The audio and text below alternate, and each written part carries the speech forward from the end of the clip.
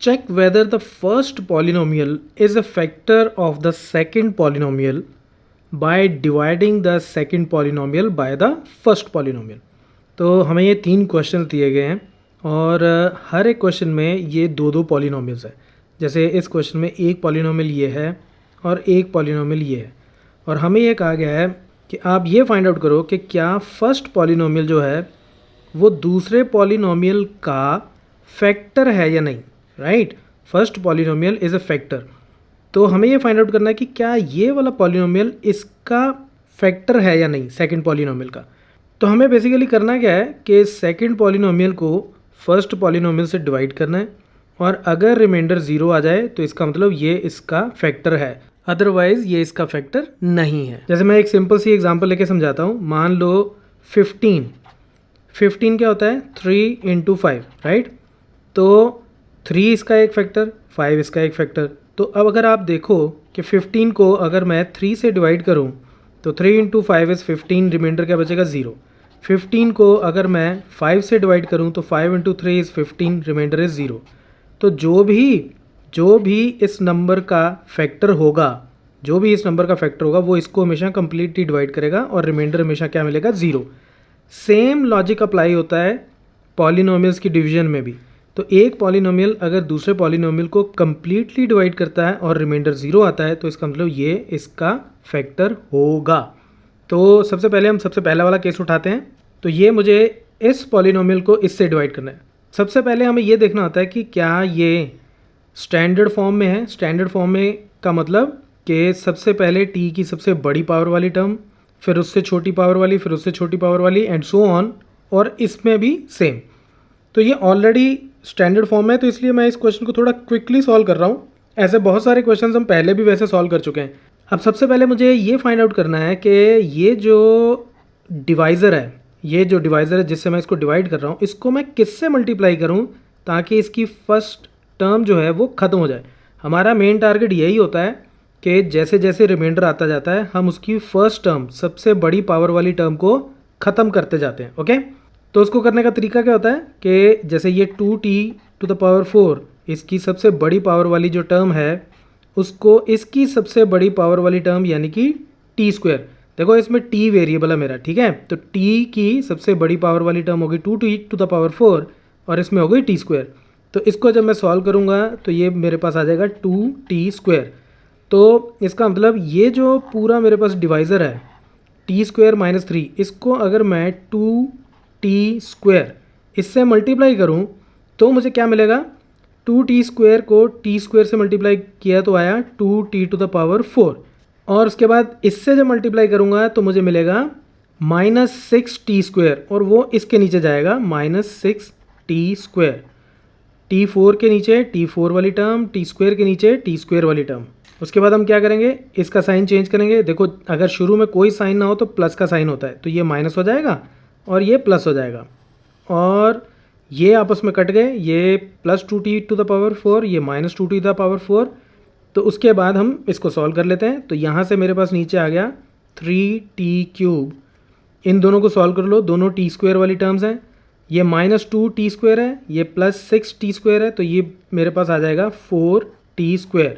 ये simple addition है। I am expecting कि आपको ऑलरेडी आती है, आपने लोअर क्लासेस में सीख रखी है। उसके बाद जो बाकी की टर्म्स बची हैं उनको भी आप नीचे उतारोगे, ठीक है। तो ये -9t - 12। तो अब ये फिर से स्टैंडर्ड फॉर्म में है। सबसे पहले t³ वाली टर्म, फिर t² वाली, फिर t वाली, फिर कांस्टेंट। अब मुझे इसकी पहली टर्म को ख़त्म करना है, और ये प्रोसेस कब तक चलता रहेगा, तब तक चलता रहेगा जब तक या तो रिमाइंडर 0 ना हो जाए या फिर रिमाइंडर की डिग्री डिवाइज़र की डिग्री से कम ना हो जाए। तो अब 3t³, तो 3t³ वाली टर्म को मैं t² से डिवाइड करता हूँ, तो t² यहाँ से 2t चले गए तो 3t बचेगा यहाँ पे, ठीक है।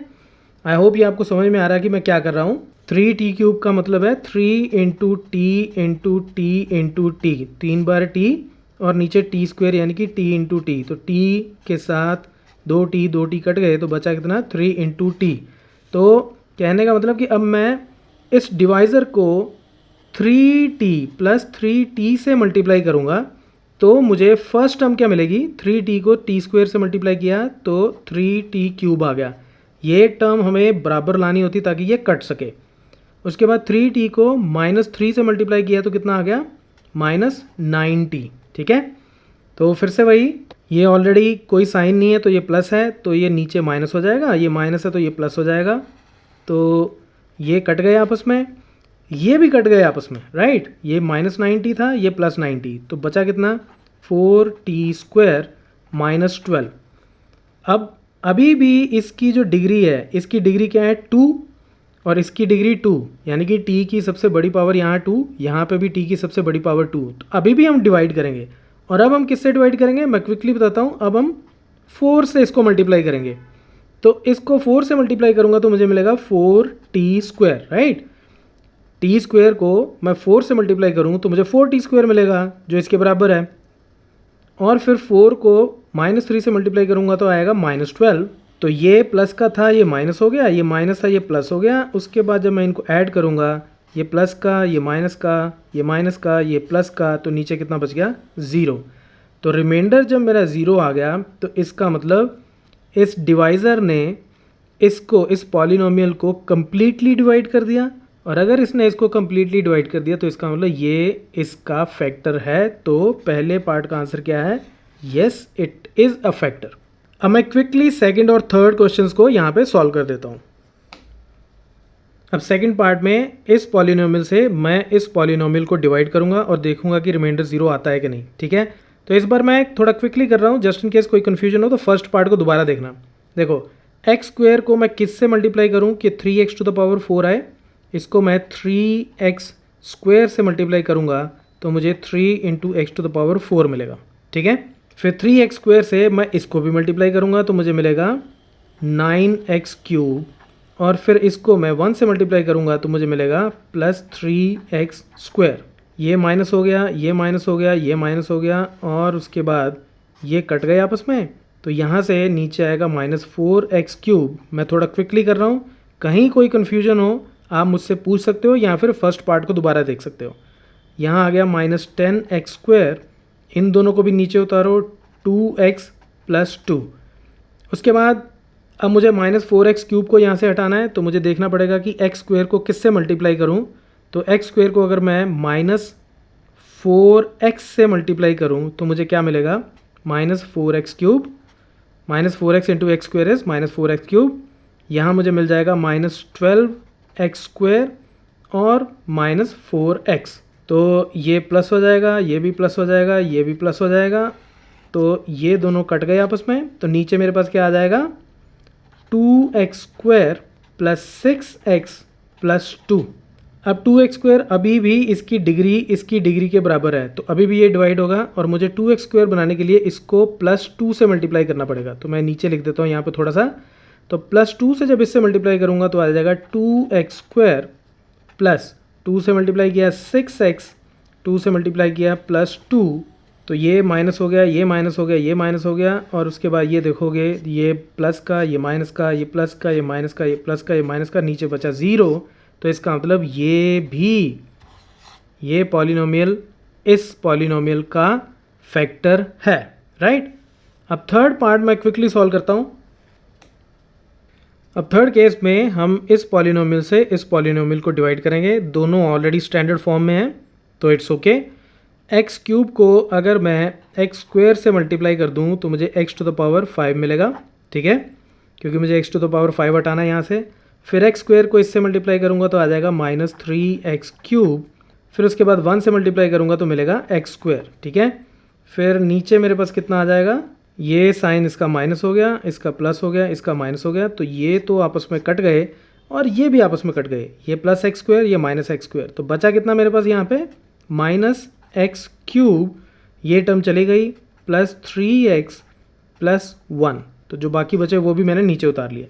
अब मुझे -x³ की टर्म को ख़त्म करना है, तो उसके लिए मैं x³ को अगर -1 से मल्टीप्लाई करूँ तो मुझे क्या मिल जाएगा, -x³ + 3x - 1।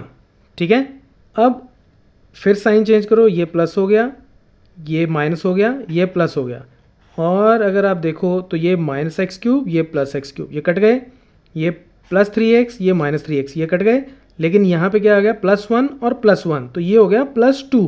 और अब नीचे जो मेरे पास रिमाइंडर बच गया, इस रिमाइंडर की डिग्री क्या है, इसकी डिग्री है 0। जिससे मैं डिवाइड कर रहा हूँ उसकी डिग्री क्या है, उसकी डिग्री है 3, x की सबसे बड़ी पावर 3, इसमें x है नहीं तो इसकी डिग्री कितनी हो गई 0।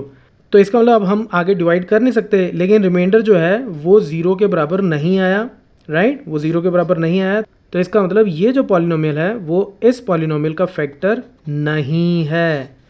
सो that's it from this tutorial, keep watching मैथमाफिया।